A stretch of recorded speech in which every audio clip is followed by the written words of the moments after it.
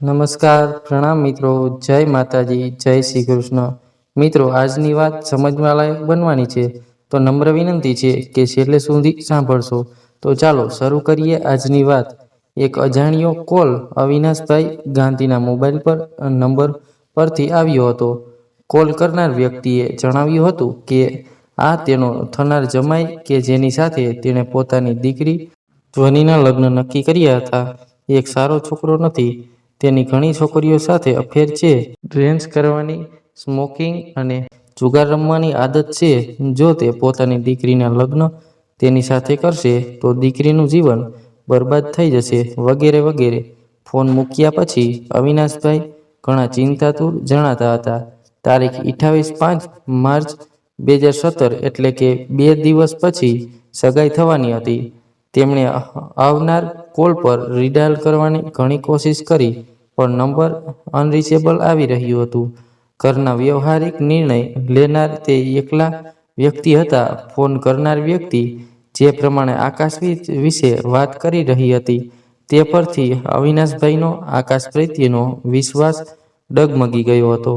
બરાબર તે જ સમયે તેમના થનારા વેવાઈ ગોરાંગભાઈ વ્યારા આકાશના પિતાનો કોલ આવ્યો. આટલા મોડા કોલ કરવા બદલ તેમણે પહેલા તો માફી માંગી અને જણાવ્યું કે કાલે સવારે વહેલા વડોદરા આવતા હોવાથી તેની થનાર વહુ ધની માટે લીધેલા ઘરેણાઓ જો તેમની ઈચ્છા હોય તો બતાવવા માંગે છે. થોડીવાર વાતચીત કર્યા પછી અવિનાશભાઈએ તેમને આવેલા અજાણ્યા કોલની વિગત જણાવી દીધી. ગોરાંગભાઈને આમ તો તેઓ 2 મહિનાથી જ ઓળખતા હતા, પરંતુ આ 2 મહિનામાં તેઓ સાથે 20 વર્ષ જૂનો સંબંધ હોય તેમ ભળી ગયા હતા. ગોરાંગભાઈ એક સમજુ અને વ્યવહાર માણસ હતા. તેમણે અવિનાશભાઈને ધીરજ આપતા જણાવ્યું કે ચિંતા ન કરે. આકાશને લગતી તમામ ઇન્ફોર્મેશન ખોટી છે અને રાત પડી ગઈ હોવાથી બીજા દિવસે રૂબરૂ મળીને દરેક કન્ફ્યુઝન દૂર કરવાનું આશ્વાસન આપ્યું. પરંતુ એક દીકરીના પિતા હોવાથી તે આશ્વાસન કાફી ન હતું. આ તરફ સવારે ચિંતાતુર ગોરાંગભાઈ ફોનની રાહ જોઈ રહ્યા હતા. રાત્રે અવિનાશભાઈ સાથે થયેલી વાત પરથી સવારે કંઈક અજુગતું બનશે એવો અણસાર તો તેમને આવી જ ગયો હતો. તેમણે વડોદરા જવાનું પણ મોકૂફ રાખ્યું હતું.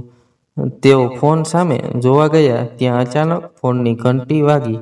ફોન કરનાર વ્યક્તિ ભગવાનભાઈ મહેતા હતા. તેમણે જ આકાશ અને ધ્વનિનો સંબંધ કરાવ્યો હતો.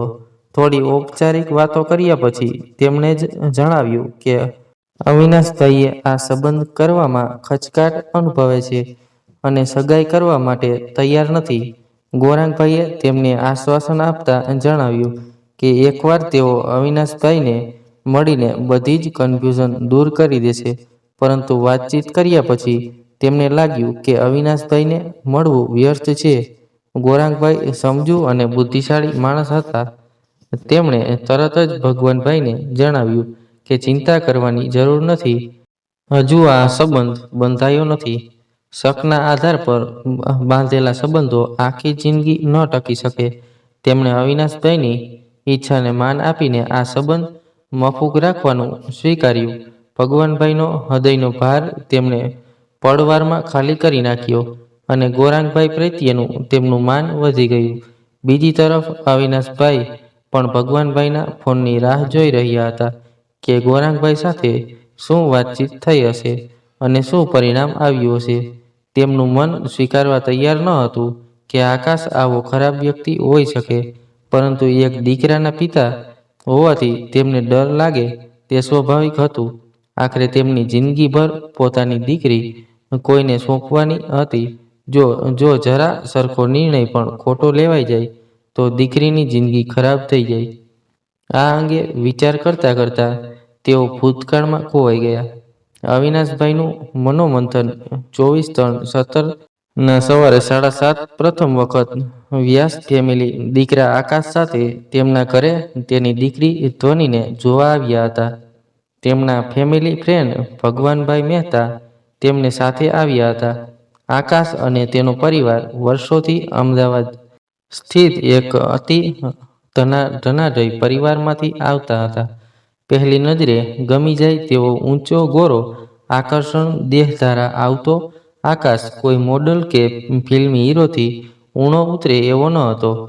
લંડનથી MBA કર્યા બાદ આકાશતાના ફેમિલી બિઝનેસ ટેક્સટાઇલ એક વર્ષ પહેલા જ જોડાયો હતો. અવિનાશભાઈ પોતે 20 વર્ષથી કેમિકલના બિઝનેસમાં સક્રિય હતા અને ફેમિલી સાથે વડોદરામાં એક નાના પરંતુ સુંદર બંગલોમાં રહેતા હતા. તેમનો પરિવાર 25 વર્ષ પહેલા વડોદરા સ્થાયી થયો હતો. ઘરમાં તેની પત્ની આનંદીબેન, દીકરો કૌશલ અને દીકરી ધ્વનિ હતા. સિંગલ ફેમિલી હોવાથી અને પૈસે ટકે સુખી હોવાથી તેમણે તેમના બાળકોને લાડકોડથી ઉછેર્યા હતા.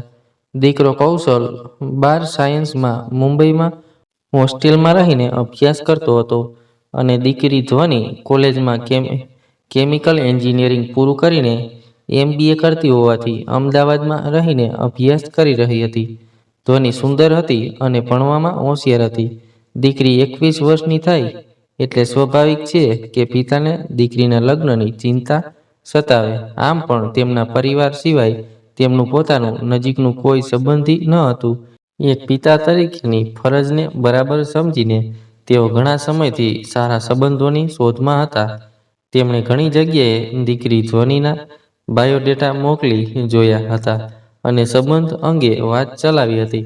દીકરી સુંદર હોવાથી માગા ઘણી જગ્યાએથી આવતા હતા, પરંતુ ધ્વનિ પોતે સ્વતંત્ર વાતાવરણમાં ઉછરી હતી અને ઉચ્ચ અભ્યાસ કરેલી હોવાથી તે ઈચ્છતી હતી કે તેનો જીવનસાથી પણ સ્વતંત્ર સ્વભાવનો, ઉચ્ચ અભ્યાસ કરેલ અને આકર્ષણ હોવો જોઈએ. આથી આવનાર દરેક માગાને તે ઠુકરાવી દેતી હતી. તેની જગ્યાએ તે સાચી હોવાથી અવિનાશભાઈ તેને કંઈ કહેતા ન હતા, પરંતુ પત્ની આનંદીબેન ના આગ્રહથી તેઓ પ્રયત્નો ચાલુ રાખતા હતા. આકાશને પહેલીવાર જોઈને અવિનાશભાઈ અને તેમના પત્ની આનંદીબેન તેની પર મોહી પડ્યા હતા. પોતાની દીકરીને જોઈતી દરેક ખૂબી આકાશમાં હતી. પહેલી જ નજરે તેને આકાશ પસંદ પડી ગયો હતો. ધ્વનિને પણ આકાશ પસંદ પડ્યો હોય એવું લાગતું હતું. આકાશ અને ધ્વનિ જ્યારે એકાંતમાં વાત કરવા ગયા ત્યારે અવિનાશભાઈએ વ્યાસ ફેમિલી સાથે વાત કરવાનું શરૂ કર્યું. તેમના ફેમિલી ફ્રેન્ડ ભગવાનભાઈએ બંનેના પરિવાર વિશે એકબીજાને ટૂંકમાં પરિચય આપ્યો હતો. ભગવાનભાઈ પોતે પણ કેમિકલ બિઝનેસમાં હતા અને વર્ષોથી વડોદરામાં સ્થાયી હતા અને અવિનાશભાઈના જૂના મિત્ર હતા. તેમની દીકરી રિદ્ધિના લગ્ન ગૌરાંગભાઈ વ્યાસના મિત્ર અરવિંદભાઈ પટેલના પુત્ર મોજ સાથે થયા હતા. એટલે વર્ષોથી તેઓ ગૌરાંગભાઈ ને ઓળખતા હતા. આકાશને તેણે પહેલીવાર એક ફેમિલી ફંક્શનમાં જોયો હતો.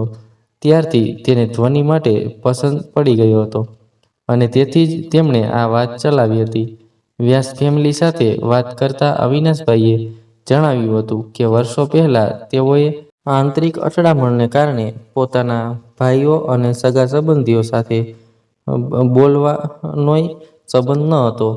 તેનાથી ઉલટું વ્યાસ ફેમિલી એક સંયુક્ત કુટુંબમાંથી આવતું હતું. વ્યાસ ફેમિલી વિશે આમ તો તેમણે પહેલાથી જ બધી ઇન્ક્વાયરી કરી લીધી હતી. અત્યાર સુધી જોડાયેલો દરેક માગામાં આ તેમને સૌથી વધુ સારું લાગ્યું હતું. ગૌરાંગભાઈ વ્યાસ ફેમિલીના 5 ભાઈઓમાં સૌથી નાના હતા. તેમના સૌથી મોટા ભાઈ હરિવંશભાઈ ઘરના કરતા હતા અને નાના મોટા વ્યવહારિક નિર્ણયો તેઓ પોતે લેતા હતા અને ઘરના દરેક સભ્યો તેમના નિર્ણયને માન આપીને સ્વીકારતા હતા. તેમના ઘરમાં ભાઈઓ, દીકરા, દીકરીઓ અને પૌત્રો મળીને 30 જણા થતા હતા. પોતાની અંગત ફેમિલીમાં ગૌરાંગભાઈને દીકરો આકાશ, પત્ની મોના અને દીકરી હેતલ હતા. હેતલ 12 સાયન્સમાં અભ્યાસ કરી રહી હતી. આકાશ અને ધ્વનિ વાતચીત પૂરી થઈ ત્યાં સુધીમાં તેમની વચ્ચે ઘણી વાતો થઈ અને બંનેના પરિવાર એકબીજાને જાણે વર્ષોથી ઓળખતા હોય તેમ હળીમળી ગયા હતા. વ્યાસ ફેમિલીના ગયા પછી તેમણે દીકરી ધ્વનિને બોલાવીને આકાશ વિશે પૂછ્યું તો ધ્વનિનો જવાબ હામાં અને તેના પત્ની આનંદીબેન ઘણા ખુશ થયા હતા. આ માટે તેમણે ભગવાનનો આભાર માન્યો. થોડા દિવસ પછી આકાશનું પૂરું ફેમિલી સંયુક્ત પરિવાર અવિનાશભાઈના ઘરે આવ્યા હતા. અને તેમણે ભવ્ય રીતે તેમનું સ્વાગત કર્યું હતું. અને 2 કલાકની મીટિંગમાં તેઓ પૂરા પરિવાર સાથે રૂબરૂ થયા હતા. તેમને એ વાતની ખુશી હતી કે તેની દીકરીનો સંબંધ એક સારા ઘરમાં થઈ રહ્યો છે. આકાશનું પરિવાર સંયુક્ત હોવા છતાં સ્વતંત્ર અને આધુનિક વિચારસરણીવાળું હતું. 2 દિવસ પછી તેઓ પોતાના પરિવાર અને નજીકના સંબંધીઓ સાથે તેમના શાળા અને સસરા આકાશના ઘરે આવ્યા હતા. આકાશનું ઘર જોઈને તેઓ દંગ રહી ગયા હતા. આકાશ અને તેના પરિવાર પણ તેમના સ્વાગતમાં કોઈ કચાશ રાખી ન હતી તથા તેમનો બિઝનેસ અને ફેક્ટરીઓની વિઝિટ કરાવી હતી. આથી તેમના મનમાં ખાતરી થઈ ગઈ હતી કે તેની દીકરીનું ભવિષ્ય એકદમ ઉજળું છે. આમ પણ વ્યાસ ફેમિલીએ લગ્ન બાદ ધ્વનિને પોતાની જોબ, બિઝનેસ કે હાઉસવાઇફ બનાવવાની પૂરી છૂટ આપી હતી. એકબીજાને ફેમિલીને પૂરી રીતે મળ્યા પછી બંને પરિવારોએ આ સંબંધ આગળ વધારવાનું નક્કી કર્યું અને સગાઈની તારીખ નક્કી કરવામાં આવી. તારીખ 28 માર્ચનું મુહૂર્ત શુભ આવ્યું. ત્યારબાદ કમુરતા બેસતા હોવાથી આ તારીખ સગાઈ માટે નક્કી કરવામાં આવી. પોતાના ઘરમાં આ પહેલો પ્રસંગ હોવાથી અવિનાશભાઈ આ પ્રસંગ ધૂમધામથી ઉજવવા માંગતા હતા. આથી તેમણે આ પ્રસંગને ભવ્ય રીતે ઉજવવા માટેની તૈયારીઓ શરૂ કરી દીધી હતી. પૈસે ટકે સુખી હોવાથી શહેરની સૌથી ખ્યાતના મોટર હોલિડે ઇન તેમણે આ પ્રસંગ માટે પસંદ કરી હતી. પોતાના સગા સંબંધીઓ કે જેની સાથે તેમણે બોલાવવાનો સંબંધ ન હતો તેમણે પણ તેને આમંત્રિત કર્યા હતા. આમ પણ તેમના આંતરિક ઝઘડાઓ વર્ષો પહેલા થયા હતા. આથી તેઓ આ બધું ભૂલીને નવેસરથી સંબંધો શરૂ કરવા ઈચ્છતા હતા. આ પ્રમાણે પણ તેમણે ગોરાંગભાઈના ફેમિલીની સંયુક્તતા ને જોઈને મળી હતી. વર્ષો પછી પોતાના ભાઈઓને મળીને તેઓ ખૂબ જ ખુશ હતા. ધ્વનિના કપડાં, ઘરેણાઓ તથા નાની મોટી દરેક ચીજ વસ્તુઓની તૈયારીઓ થઈ ગઈ હતી. સામે પક્ષે ગોરાંગભાઈને ત્યાંથી પણ ઘણી ભેટ સોગાદ, ઘરેણાઓ વગેરે દીકરી ધ્વનિ માટે મોકલાવવામાં આવી હતી. અચાનક એ રાત્રે આવેલા અજાણ્યા કોલ આ બધું જ અસ્તવ્યસ્ત કરી મૂક્યું હતું.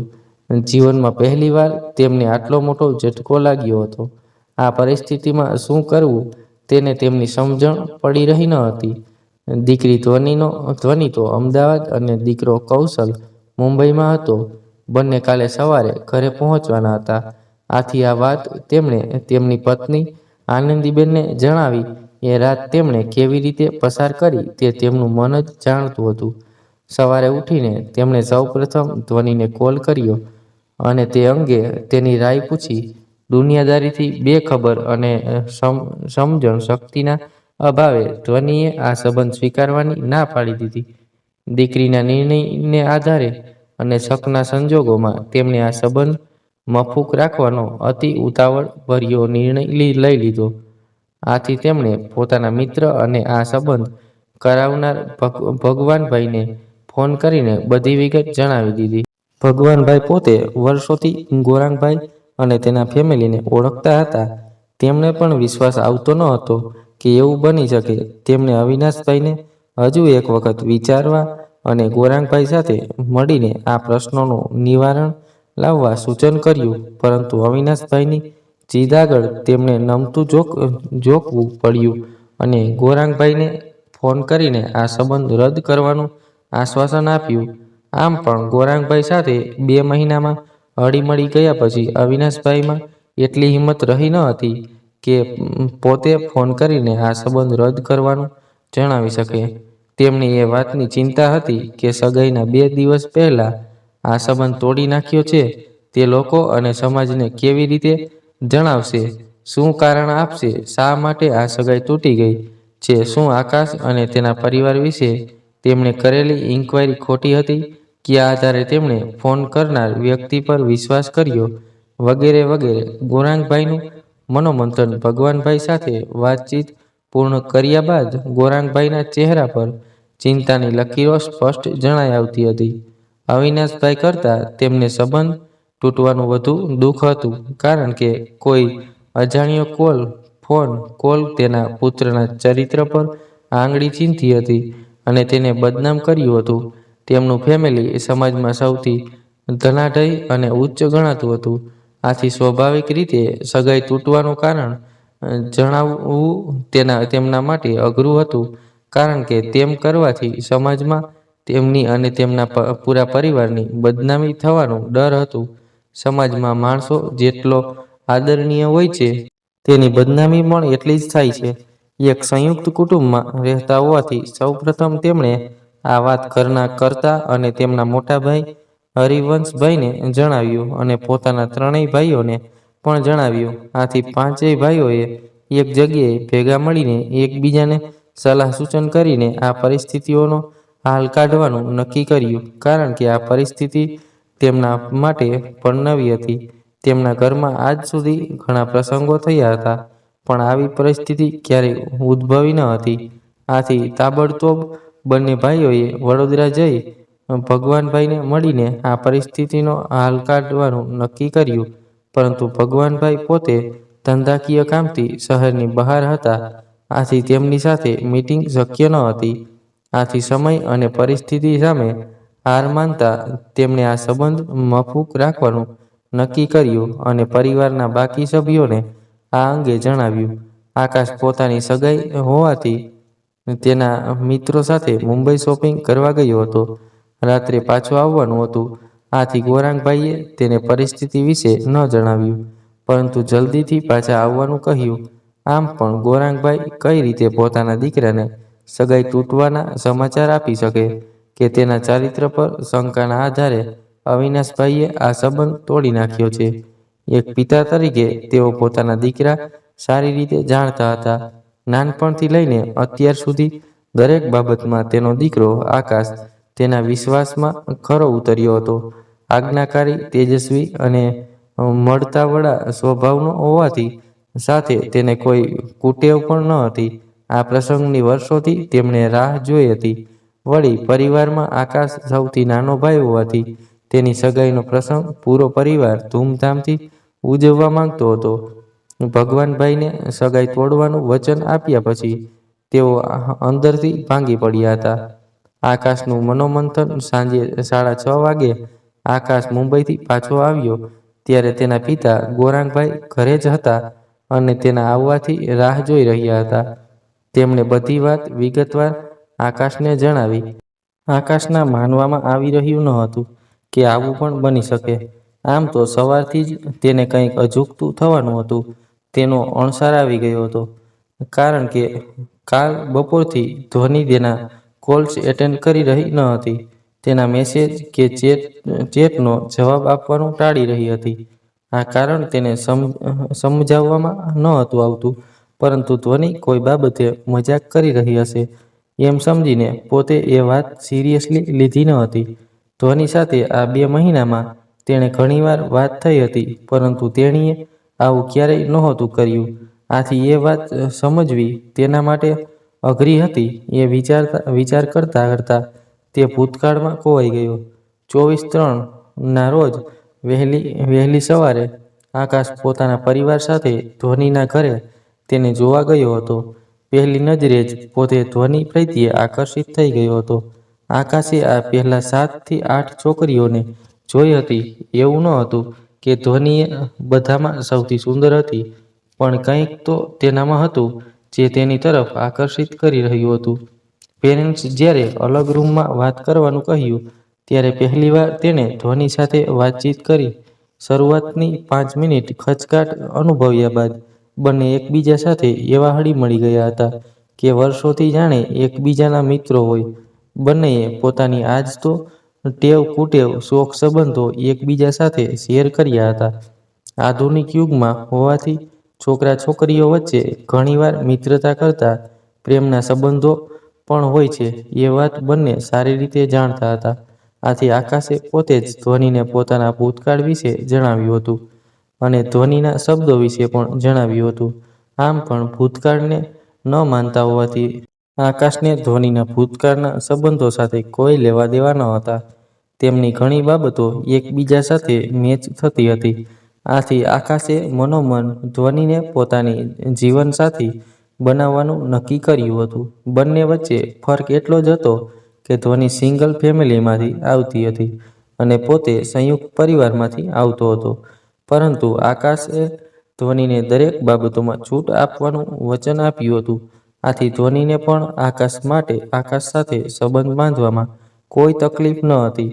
નાનપણથી જ પોતે બહાર અને અલગ અલગ જગ્યાએ ભણ્યો હોવાથી તેનું મિત્ર વર્તુળ ઘણું જ મોટું હતું.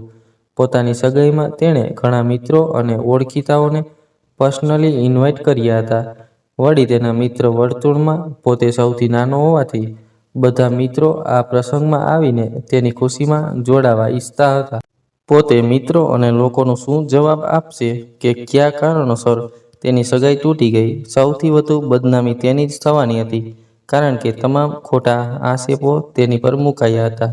આ ચિંતામાં તેને બરાબર ઊંઘ પણ આવી ન હતી. સવારે એ જ્યારે પોતાના રૂમની બહાર નીકળ્યો ત્યારે તેણે ઘરના તમામ સભ્યોને લિવિંગ રૂમમાં ચિંતાતુર હાલતમાં બેઠેલા જોયા. ઘરના સૌથી મોટા સભ્યો અને કર્તા હરીશવંશભાઈ એ આકાશને પોતાની બાજુમાં બેસાડ્યો અને દુઃખપૂર્વક જણાવ્યું કે આ સંબંધને ઘરના સભ્યોએ અહીં જ રદ કરવાનું નક્કી કર્યું છે. આકાશે પણ તેમની ઈચ્છાઓને માન આપ્યું. આમ પણ તેની પાસે બીજો વિકલ્પ પણ ન હતો અને ઘરમાં દરેક સભ્યો સગાઈ તૂટવાનું કારણ સમાજ તથા સગા સંબંધીઓને શું જણાવવું તે અંગે અભિપ્રાય આપવા લાગ્યા. અંતે છોકરો અને છોકરી વચ્ચે મેળ ન હોવાનું કારણ જણાવવાનું નક્કી કર્યું. સાચું કારણ જણાવવાથી તેમને વધુ બદનામી થવાનો ડર હતો. ત્યારબાદ ભારે અને દુઃખી હૃદયે તેઓ છૂટા પડ્યા. ત્યારબાદ સમાજ અને સગા સંબંધીઓને સગાઈ રદ કરવાનું જણાવવાનું આવ્યું. આકાશને પોતાના મિત્રો સાથે વાત કરવાનું ઠીક ન લાગ્યું. આથી તેણે મોબાઈલથી મેસેજ કરીને બધાને ઇન્ફોર્મ કરી દીધું અને મોબાઈલ સ્વિચ ઓફ કરીને પોતાના રૂમમાં જતો રહ્યો. આ વાતને 3-4 દિવસો વીતી ગયા. આકાશ તે દિવસથી પરિવાર અને મિત્રો સામે ગુમસુમ રહેવા લાગ્યો. ધ્વનિ સાથે તૂટી ગયેલ સગાઈએ તેને અંદરથી ભાંગી નાખ્યો હતો. નાનપણથી જ અત્યાર સુધીમાં તેની સાથે હંમેશા સારું જ થયું હતું. આથી તેને સમજાતું ન હતું કે દુનિયા આટલી ખરાબ પણ હોઈ શકે. ન ઈચ્છતા હોવા છતાંય તેના દિમાગમાં એક જ વિચાર આવતો હતો કે તેના વિશે કોલ કરનાર વ્યક્તિ કોણ હશે. આથી આ બધું ભૂલીને તેણે જીવનમાં આગળ વધવાનું નક્કી કર્યું. પરંતુ બધાને ખબર છે કે માણસ જે વાત છુપાવે છે તે કદી છુપાતી નથી. ધીરે ધીરે સમાજ અને સગા સંબંધીઓમાં સગાઈ તૂટવાના સમાચાર કારણથી ખબર પડવા માંડી. માણસ જેટલો આબરૂદાર હોય છે ને તેની બદનામી પણ એટલી જ થાય છે. લોકો પ્રસંગોમાં કે બેઠકોમાં આકાશની સગાઈ તૂટવાની વાતો કરવા લાગ્યા અને દરેક માણસ પોતપોતાની રીતે વાતો ભેળસર કરીને વ્યાસ ફેમિલીને બદનામ કરવા લાગ્યા. આકાશની તપાસ લાંબી ગતમથલ દિમાગમાં ચાલ્યા પછી આકાશે આ બાબત તપાસ કરવાનું નક્કી કર્યું. વાત માત્ર પોતાના સુધી સીમિત રહેત તો જ તે ચલાવી લેત. પરંતુ અહીં પ્રશ્ન આખા ફેમિલીની બદનામીનો હતો. આથી સૌપ્રથમ તેણે આ વાત પોતાના પિતા ગોરંગભાઈને કરી. ગોરંગભાઈએ શરૂમાં રસ દેખાવાનું ટાળ્યું, પરંતુ પુત્રના આગ્રહને કારણે તેમણે તેને આગળ વધવાની મંજૂરી આપી. પરંતુ ઘરમાં મોટા સભ્યો હરિવંશભાઈ પાસેથી પરમિશન લેવાનું કહ્યું. આકાશે સમાજમાં પોતાની વધુ બદનામી ન થાય અને પોતાની રીતે પર્સનાલિટી ઇન્ક્વાયરી કરશે તેનું વચન આપીને હરિવંશભાઈ પાસેથી પરમિશન લીધી.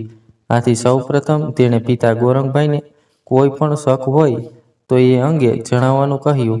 આમ તો વ્યાસ ફેમિલીને કોઈ સાથે દુશ્મની ન હતી, પરંતુ 2 વર્ષ અગાઉ તેમને પોતાના મિત્ર નીતિનભાઈ દેસાઈ સાથે ધંધાની બાબતમાં અણબનાવ થયો હતો.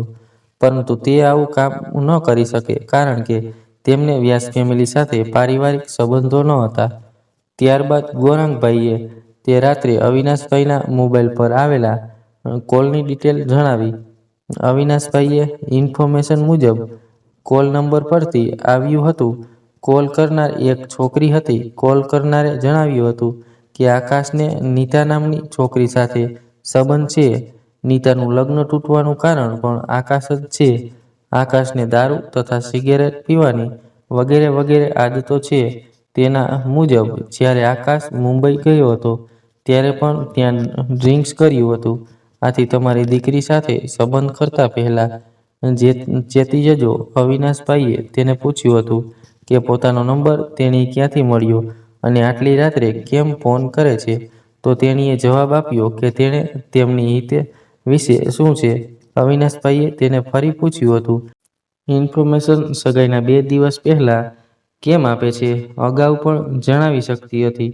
કોલ કરનારે તેનો સરખો જવાબ ન મળતા તેણીએ કોલ કટ કરી નાખ્યો હતો. અવિનાશભાઈએ ઘણા પ્રયત્નો કર્યા પરંતુ અનરીચેબલ આવી રહ્યો હતો.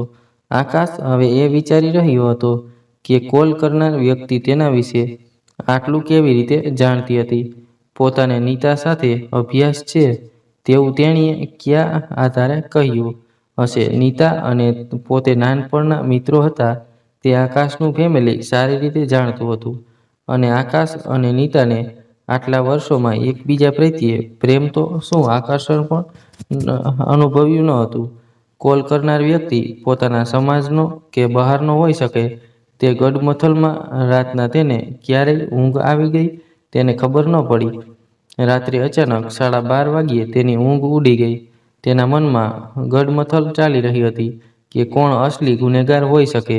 શંકાની સોય ધ્વની તરફ જઈ રહી હતી. તેના આધારે તેણે ધ્વની વિશે વિચારવાનું શરૂ કર્યું. જ્યારે આકાશે ધ્વનીને પોતાના ભૂતકાળ વિશે પૂછ્યું તો તેણે જણાવ્યું હતું કે તેને એક છોકરો સાથે અભ્યાસ હતું. છોકરો અજ્ઞાતિનો હતો હોવાથી વાત તેણે ઘરે ન કરી, પણ તેણે કહ્યું હતું કે જીવનમાં તે ક્યારેય એ છોકરાને ભૂલી શકશે નહીં. છેલ્લા 10-15 દિવસથી તે આકાશ સાથે બરાબર વાત કરતી ન હતી. પોતે પૂછેલા દરેક સવાલનો તે ઉલટો જવાબ આપતી હતી. જ્યારે આકાશ તેને જોવા ગયો ત્યારે દરેક બાબત તેને સાથે મેચ થતી હતી. પોતાના મોબાઈલ સ્ક્રીન પર તેણે પોતાના પુરુષ મિત્ર સાથે આપત્તિજનક ફોટો મૂક્યો હતો.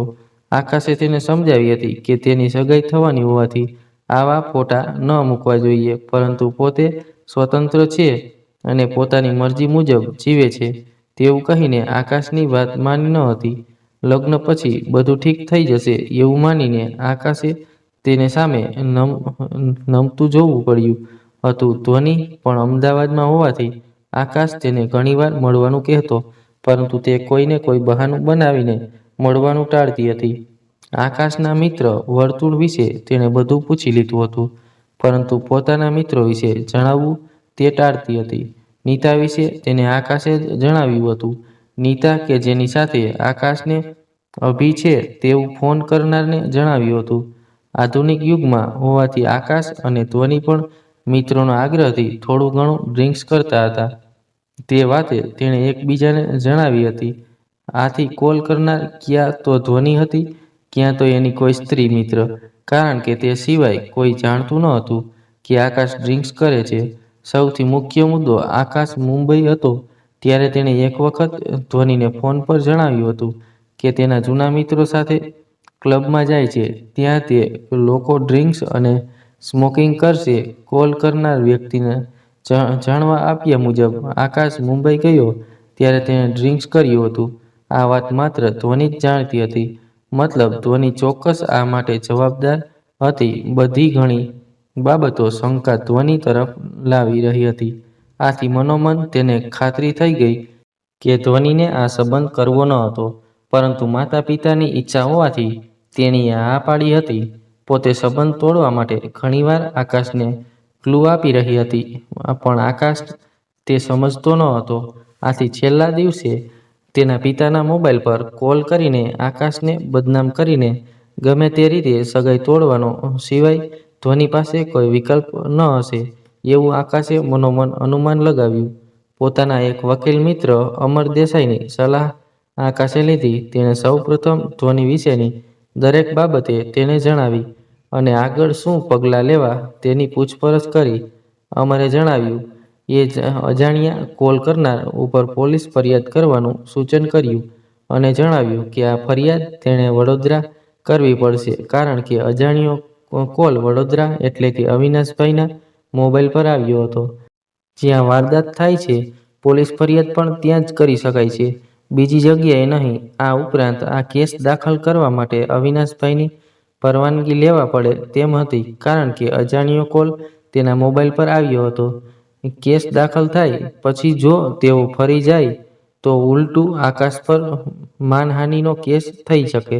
તે મુસીબત તો આવાના સંજોગોમાં અવિનાશભાઈ પાસે પણ પરમિશન લેવાનું તો શક્ય જ ન હતું. આથી આકાશે અમરને કોઈ બીજો ઉપાય શોધવાનું કહ્યું. અમરે પોતાના એક પોલીસ મિત્રની મદદથી કોલ કરનાર નંબર વિશે સેક્રેટરી જાણી લીધું. પોલીસ સર્વેલન્સ મુજબ કોલ કરનાર વ્યક્તિનું નામ નિકિતા મહેન્દ્ર ગોસ્વામી હતું અને તેનું એડ્રેસ સુરેન્દ્રનગર બતાવતું હતું. આકાશ માટે આટલું કાફી હતું. આકાશે પોતાના શકને સાચો સાબિત કરવા સૌપ્રથમ ધ્વનિની ફેસબુક પ્રોફાઇલ ચેક કરી કે નિકિતા ગોસ્વામી નામની કોઈ છોકરી તેના ફ્રેન્ડ લિસ્ટમાં છે કે નહીં, પરંતુ તે તેના ફ્રેન્ડ લિસ્ટમાં ન હતી. કદાચ ધ્વનિએ તેને આ મેટર પૂરી ન થાય ત્યાં સુધી ફેસબુકમાંથી દૂર કરી હશે. આથી કોઈને તેની પર શંક ના જાય એવો અનુમાન આકાશે લગાવ્યું. પરંતુ આકાશે હાર ન માની. બીજા દિવસે તેણે નિકિતાનો પીછો કરવાનું શરૂ કર્યું. આખરે 2 દિવસ પછી તેણે જોયું કે નિકિતા અને ધ્વનિ પોતાના પુરુષ અને સ્ત્રી મિત્રો સાથે એક રેસ્ટોરન્ટમાં બેસીને પાર્ટી કરી રહ્યા હતા. ધ્વનિએ પોતાની સગાઈ તૂટવાની ખુશીમાં એ પાર્ટી આપી હતી. તેને એક વાત હજી પણ ખબર પડી રહી ન હતી કે સગાઈ તોડવા માટે ધ્વનિએ આ રસ્તો કેમ પસંદ કર્યો. પોતાની પહેલી મુલાકાતમાં આકાશે ધ્વનિને આ સંબંધ અંગે તેની ઈચ્છા પૂછી હતી કે તે ખુશ છે કે નહીં, અને જો ખુશ ન હોય તો પોતે તેના પરિવારમાં જણાવી દેશે કે ધ્વનિ પસંદ નથી. ત્યાં સુધી બાહેંધરી આપી હતી. ધ્વનિને હા પછી જ આ સંબંધ આગળ વધ્યો હતો. તેમ છતાં તેને ધ્વનિને માફ કરવાનું મન થયું, પરંતુ વાત માત્ર આકાશ પૂરતી સીમિત ન હતી. અહીં તેનો પૂરો પરિવાર બદનામ થતો હતો, એ પણ ધ્વનિની ભૂલને કારણે. પોતાની ખુશી માટે ધ્વનિએ તેનો વિશ્વાસ ઉપરાંત 2 પરિવાર વચ્ચે કાયમ માટે સંબંધ તોડ્યો હતો. પોતાને તો ઠીક, ધ્વનિએ તેના મા બાપ સાથે પણ વિશ્વાસઘાત કર્યો હતો. કોઈ પણ છોકરી ગમે તેટલી આધુનિક બની જાય, પરંતુ આવું નીચ કામ ક્યારેય ન કરે. એ વિચારીને આકાશને ધ્વનિ પર ગુસ્સો આવી ગયો અને તેણે તેને પાઠ ભણાવવાનું નક્કી કર્યું. 3-4 દિવસ પછી ફરી એક અજાણ્યો કોલ અવિનાશના મોબાઈલ પર રાત્રે એ જ સમયે 10:35 આવ્યો. આ વખતે પણ કોલ કરનાર છોકરી જ હતી. તેણે પોતાનું નામ નિકિતા મહેન્દ્રા ગોસ્વામી બતાવ્યું અને કહ્યું કે તે દિવસે ફોન કરનાર વ્યક્તિ તે પોતે જ હતી. તેણે ધ્વનિના કહેવાથી આ સગાઈ તોડવા માટે ફોન કર્યો હતો. આટલું બોલી ફોન કટ કરી દીધો. ફોન આકાશે પોતાની એક સ્ત્રી મિત્ર પાસેથી અજાણ્યા નંબર પરથી કરાવ્યું હતું. અવિનાશભાઈના પગ તળેથી જમીન સરકી ગઈ. કોલ કરનાર છોકરીએ આપેલા સબૂતો પરથી તેમણે ઇન્ક્વાયરી કરી તો તેનો શક સબૂતમાં બદલાઈ ગયો. તે ધ્વનિ જ આ માટે જવાબદાર હતી. આ વાત તેમણે તેમની પત્ની આનંદિની બેનને પણ ન જણાવી. ધ્વનિ પોતાની નજરમાંથી તો ઇજ્જત ખોઈ બેઠી હતી. તેઓ ઈચ્છતા ન હતા કે આનંદીબેનની નજરમાંથી પણ ઉતરી જાય. પોતાની દીકરીની ભૂલને કારણે એક સારો પરિવાર, એક સારો છોકરો તેના હાથમાંથી જતા રહ્યા હતા તથા જિંદગીભર માટે બદનામ થયા હતા. પરંતુ આ પરિસ્થિતિમાં તેઓ માફી માગી શકે તેમ પણ ન હતા. બીજા દિવસે ધ્વનિ જ્યારે પોતાના રૂમમાંથી નીકળી ત્યારે અવિનાશભાઈએ પોતાના મોબાઈલ પરથી કોઈની સાથે વાત કરી રહ્યા હતા. તેમણે સામે વાત કરનાર વ્યક્તિને અજાણ્યો નંબર એટલે કે પિતાનો નંબર આપીને તે અંગે તપાસ કરવાનું કહ્યું. આ સાંભળીને ધ્વનિ સ્થાનબદ્ધ થઈ ગઈ. તેના ચહેરા હાવભાવ બદલાઈ ગયા. તેના માથા પર પરસેવો આવવા લાગ્યો. અવિનાશભાઈએ ધ્વનિ સામે જોયું અને સમજી ગયા કે અસલી ગુનેગાર કોણ હતું. આટલા દિવસથી તેઓ જે વિચારતા હતા એ અજાણ્યો કોલ કરનાર કોણ હશે, શું ખરેખર એ કોલ અજાણ્યું હતું, એ વાત તેઓ પોતે જ જાણતા હતા. મિત્રો, આજની કહાનીને અહીંયા આપણે સમાપ્ત કરીએ છીએ.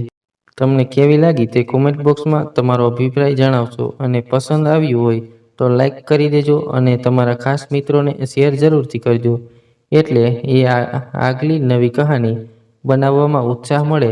અને અમારી ચેનલ પર નવા છો તો ચેનલને સબસ્ક્રાઈબ કરી લેજો, તેથી તમે રોજ અને નવી વાર્તા સાંભળી શકો. ધન્યવાદ. ફરી મળીએ એક નવી વાર્તા સાથે. ત્યાં સુધી બધા મસ્ત રહો, તંદુરસ્ત રહો. જય માતાજી, જય દ્વારકાધીશ, હર હર મહાદેવ, જય શ્રી રામ, જય બજરંગબલી.